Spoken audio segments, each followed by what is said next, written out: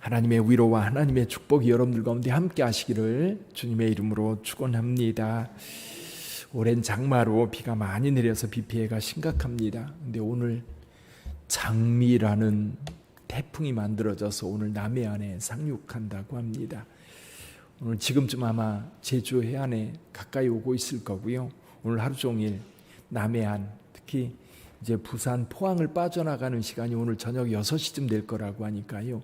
오늘 하루 온전히 아마 태풍의 영향권에 있게 될 것 같아요.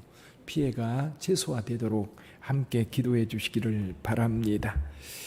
오늘 본문의 말씀은 두 가지 이야기를 하고 있습니다. 하나는 우상이요, 살아계신 하나님. 지금 하나님에 대한 이야기를 하기 위해서 우상에 대한 이야기를 먼저 합니다. 우상. 그리고 이 우상이 어떻게 만들어지고 이 우상은 어떤 것인가? 오늘 본문의 말씀에 보면 여러 가지로 말씀하고 있는데 한번 좀 볼까요? 우리 3절 먼저 읽어보죠. 3절과 4절 같이 읽어봅니다. 여러 나라의 풍습은 헛된 것이니 삼림에서 벤 나무요 기술공의 두 손이 도끼로 만든 것이라. 4절 그들이 은과 금으로 그것에 꾸미고 못과 장도리로 그것을 든든히 하여 흔들리지 않게 하나니. 자, 우상이 뭡니까? 이방 사람들이 다 섬기는 그 우상들은 사람이 손으로 만든 것이다. 사람이 손으로 만든 것. 그래서 산에 가가지고 좋은 나무가 있으면 베어다가 이제 그 나무를 다듬는 사람이 목공이 그 나무를 잘 다듬습니다. 장승 만드는 거 생각하면 쉽게 이해가 될 것 같아요. 혹시 장승 만드는 거 보셨어요? 예, 산에서 큰 나무를 베어다가 잘라서 도끼로 이제 그걸 다듬습니다. 도끼나 자귀로 다듬어 가지고 눈 부리부리하게 만들고 코 깎아내고 그리고 입을 만들고 그리고 머리 뒤쪽에는 이제 그 갓을 썼을 때 뒤에 모양 내는 것처럼 이렇게 해서 못을 박습니다. 그리고 동네 입구에 땅을 깊이 파요. 그리고 그 나무에 한 4분의 1 정도 묻습니다. 흔들리니까 거기에 돌을 단단하게 박아가지고 움직이지 않게 합니다. 장승 어때요? 요즘에는 장승 구경하기도 어려운데 장승백이라고 하는 곳이 있죠. 장승백이 저기 서울에 가면 장승백이라고 노량진에 있습니다. 이게 장승이 있는 거리인 거거든요. 자, 그렇게 장승 세워놨습니다. 그런데 동네 사람들이요, 한 10년쯤 지나면 이게 비 맞고 얼었다 녹았다 하면서 시커멓게 나무가 변해요. 그럼 어떻게 해요?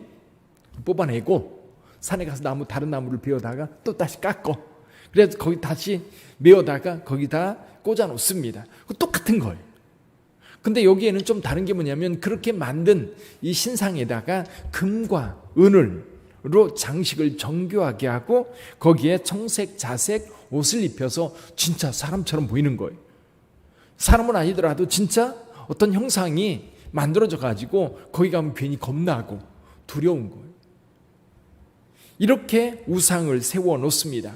근데 그 우상의 특징이 있지요. 5절 한번 볼까요? 5절 같이 읽어봅니다. 그것이 둥근 기둥 같아서 말도 못하며 걸어다니지도 못하므로 사람이 메어야 하느니라. 그것이 그들에게 화를 주거나 복을 주지 못하나니 너희는 두려워하지 말라 하셨느니라.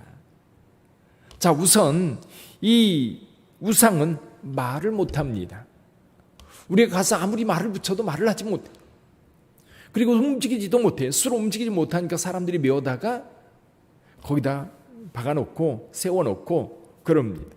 뿐만 아니라 그 우상은 화를 주지도 못하고 벌을 주지도 못하고 복을 주지도 못한다는 것. 그러나 여기에 대비된 여호와 하나님은 어떤 분입니까? 하나님은 6절 7절 같이 읽어보죠. 6절과 7절 시작. 여호와여 주와 같으니 없나이다. 주는 크시니 주의 이름이 그 권능으로 말미암아 크시니이다. 이방 사람들의 왕이시여 주를 경외하지 아니할 자가 누구리이까? 이는 주께 당연한 일이라. 여러 나라와 여러 왕국들의 지혜로운 자들 가운데 주와 같은 이가 없음이니이다. 지혜로우신 하나님, 12절, 13절 봅니다. 12절, 13절. 여호와께서 그의 권능으로 땅을 지으셨고 그의 지혜로 세계를 세우셨고 그의 명철로 하늘을 펴셨으며 그가 목소리를 내신즉 하늘에 많은 물이 생기나니 그는 땅 끝에서 구름이 오르게 하시며 비를 위하여 번개치게 하시며 그 곳간에서 바람을 내시거늘. 아멘. 우상은 사람들이 만든 것. 그러나 하나님은 스스로 계신 분이에요. 스스로 계시면서 천지를 창조하시고 역사를 주관하시며 이 자연 만물을 운행하시는 분입니다. 물론 요즘에도 이제 일기예보라든지 어떤 자연 현상에 대해서 과학적으로 설명이 가능합니다. 근데 설명이 가능한데 여러분 예를 들면 이런 겁니다. 올해 이 기상청이라든지 세계 기후 예측하는 모든 기관들에서 뭐라고 얘기했느냐면 한국은 유난히 더운 한 해가 될 것이다. 이전보다도 어떤 해보다도 더운 한 해가 될 것이다라고 계속 예측했어요. 근데 지금 장마가 최장장마, 지금 기상 관측 이래로 가장 긴 장마를 지금 우리가 경험하고 있어요. 물론 우리나라에 지금 계속해서 이 서해상에 있는 수증기가 유입이 돼서 긴 장마로 비가 많이 내린다. 과학적으로 설명은 가능해요. 왜 하필은 거기에? 그래서 거기에 고기압과 저기압이 어쩌고 저쩌고 설명을 합니다. 설명은 하는데 과연 그것이 왜 거기에 그렇게 발생하는지, 그리고 그것이 어떤 영향을 미치는지 어떤 설명을 하려고 하지만 사실 우리가 설명할 수 없는 많은 것들이 거기에 포함되어 있어요. 하나님의 역사에 대해서 우리가 어떻게 다 설명할 수 있겠어요? 분명한 것은 우상은 우리가 만들어 놓은 신이라고 한다면 우리 하나님은 역사를 주관하실 뿐만 아니라 우리의 삶을 이끄시는 분이세요. 오늘 이 말씀을 하는 에레미야, 요즘이요 2000년대 딱 넘어서면서 이 영국의 학자였던 도킨스라고 하는 사람이 있었습니다. 도킨스, 뭐 지금도 그가 세계적으로 유명한 사람인데, 이 사람이 아주 유명한 책을 쓰는데 그 책 제목이 뭐냐면 이기적인 유전자라는 책이에요. 이기적인 유전자. 이 책으로 말미암아 그가 세계적인 학자의 반열에 올라섰는데, 이 사람이 쓴 책 가운데 또 하나 유명한 책이 뭐냐면 만들어진 신이라는 책이에요. 만들어진 신. 근데 만들어진 신, 그래서 우리가 신앙생활을 하는데 신들은 다 만들어진 인간의 생각 속에서 나오고 인간이 살아가면서 만들어진 신이라는 거예요. 근데 요즘에는요 또다시 비슷한 유의 사람이 있습니다. 이 유발 하라리라고 하는 사람이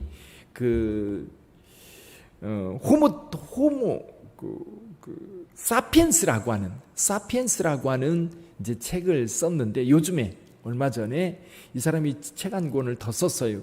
책 제목이 뭐냐면 호모 데우스라고 하는 책이에요. 호모 데우스. 호모는 인간이고요, 데우스는 하나님이에요. 히브리 대학교 교수인데요. 이 호모 데우스라고 하는 책에서 이 사람이 뭘 얘기하느냐면 인간이 이제 신이 될 거라는 거예요. 지금까지는 신을 믿어왔지만 이제는 신이 우리를 어떻게 주관하는 게 아니라 인간이 신이 된다는 거지요. 호모 데우스. 이게요 지금 21세기 들어서서 가장 유명한 무신론에 관련된 책들이에요. 무신론. 그러니까 이 두 사람이 전 세계 젊은이들의 무신론을 이끌고 있다, 그렇게 생각할 수가 있지. 도킨스라고 하는 사람이 쓴 만들어진 신이라고 하는 책은 이렇게 읽어보면요 전부 다 가정이에요. 이럴 수 있지 않을까, 이럴 수 있지 않을까. 근데 여러분 분명한 것은요, 지금 에레미야가 여기에서 예언을 하고 있어요. 에레미야가 예언할 당시에 지금 오늘 본문의 말씀에서도 저 북방에서 크게 떠드는 소리가 들리니, 크게 떠드는 소리, 과학적으로 분석한 건가요?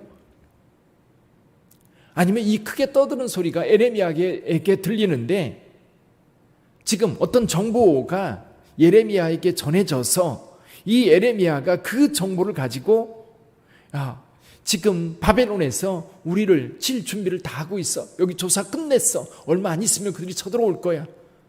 왜 쳐들어오는데? 만약에 바벨론이라고 하는 나라가 주변에 쳐들어가서 거기에서 빼앗을 것이 없으면 쳐들어가지 않습니다. 유익한 것이 없으면 안 갑니다. 예루살렘에 와서 그들이 얻을 수 있는 게 뭘까요? 물론 성전을 다 이제 뒤져 성전에 있는 금이나 은이나 또는 그렇죠. 놋으로 기둥을 만든 이런 것들을 다 깨갑니다. 다 깨가는데 사실은 다른 나라, 이집트라든지 그런 주변 나라들 생각해 보면 예루살렘은 실은 변두리의 작은 성에 불과하거든요. 근데 굳이 이 바벨론이라고 한 나라가 준비를 해서 이 정보까지 흘려가면서 에레미야가 그 정보에 밝아가지고 그 정보를 듣고 지금 예언하는 건가요? 그런 시대가 아닙니다.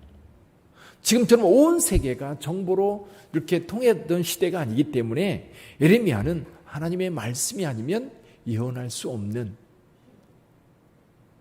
하나님의 말씀이 아니면 지금 이 나라가 바벨론에 의해서, 다른 나라 애굽도 아니고 바벨론에 의해서 멸망당할 거라고 하는 그 예언을 어떻게 하느냐. 하나님께서 분명히 그에게 말씀하셨고 그를 깨우쳤고 백성들에게 외치지만 이스라엘 백성들 그 죄악 가운데 회개하지 않고 우상숭배에 빠져있고 하나님을 버리고 불의함을 행할 때 하나님의 진노가 극에 달했던 거예요. 그래서 에레미야는 이렇게 기도합니다. 24절에 보면 여호와여 나를 징계하옵시되 너그러이 하시고 진노로 하지 마옵소서. 주께서 내가 없어지게 하실까 두려워하나이다. 여기 나는 선지자 에레미야를 가리키지만 사실 유다 백성들은 하나님의 백성들을 가리키기도 해요. 여러분, 자녀들을 징계할 때도요, 이성을 가지고 징계하는 경우가 있고요, 뺑 돌아가지고 자녀를 징계하는 경우가 있어요. 아이가 잘못해가지고 잘못한 것에 대해서 정확하게 지적을 하고 그 부분에 대해서 잘못을 인정하게 하고 그에 대한 벌을 받게 하면 아이는 고쳐집니다. 근데요, 부모님이 그게 아니라 이게 이성을 잃어버려요. 아이가 그런 게 화가 잔뜩 나가지고 이성을 잃어버려서 아이에게 어떤 폭행을 가하면요, 아이가 다치거나 아이가 큰 상처를 입어요. 지금 하나님의 진노는 정해졌어요. 근데 그 진노에 대해서 여기 말씀합니다. 진노로 하지 마옵시고. 하나님의 진노로 그 심판을 행한다면 유다 백성들 다 멸하여 북이스라엘처럼 될 거예요. 오늘 아침에 분명한 것은요, 여러분들이 우상과 하나님, 오늘날을 무신론 시대라고 그래요. 사람들이 하나님을 인정하지 않으려고 하는 시대인데, 그러나 지금도 여전히 하나님은 살아계시고요, 우리의 삶을 주관하시는 하나님이신 줄 믿습니다. 교만하면 망하는 거예요. 그러니까 유발 하랄이나 아니면 도킨스 같은 사람이 이야기하는 게 바로 우상, 전형적인 우상이더라고요. 그 우상은 결국 인간이 만드는 신이, 인간이 인간을 위해서 만드는 신이 우상이거든요. 그들이 말하는 것이 바로 만들어진 신, 우상을 이야기. 들여다보면 그 책 내용도 여기 성경에서 말하는 우상 똑같아요. 똑같은 이야기를 하는 거예요. 오늘 여러분 하루를 살아가면서도 하나님, 살아계신 하나님을 전적으로 의지하고 그 하나님과 함께하는 복된 하루가 되기를 주님의 이름으로 축원합니다.